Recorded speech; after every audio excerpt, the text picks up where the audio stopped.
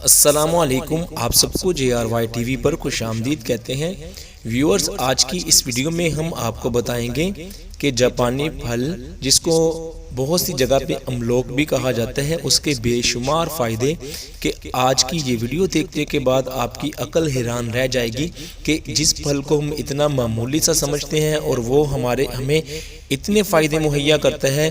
تو سٹارٹ کرتے ہیں۔ اگر آپ نے پہلے سبسکرائب نہیں کیا تو JRY ٹی وی کو سبسکرائب کر لیں۔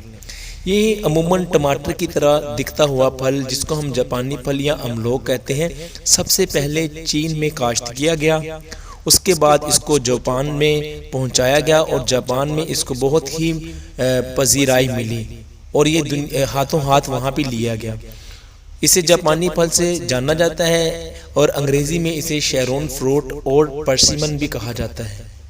ایک درمیانے سائز کا یہ پھل تقریباً 100 گرام وزنی ہوتا ہے اور اس میں 80 کیلوریز ہوتی ہیں۔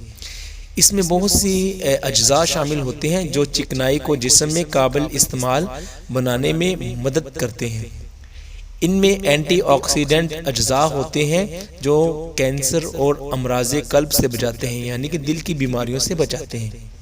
ایک اور خاص صحت بخش جو اجزاء اس میں ہوتا ہے جس سے جسم میں رسولی کی افزائش رک جاتی ہے۔ کسی بھی طرح کی رسولی آپ کے جسم میں پیدا نہیں ہوتی۔